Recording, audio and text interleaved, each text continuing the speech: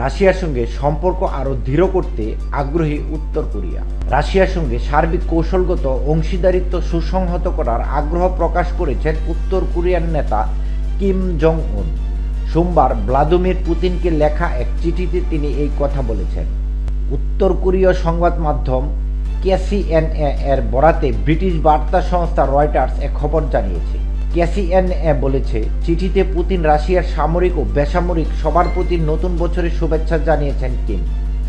একাধিক উদ্যোগের মাধ্যমে বিদায়ী বছরে দুই দেশের সম্পর্ক নতুন উচ্চতায় পৌঁছেছে দাবি করে সামনের দিনগুলোতে দ্বিপাক্ষিক সম্পর্ক আরও জোরালো করার আগ্রহ প্রকাশ করেছেন তিনি।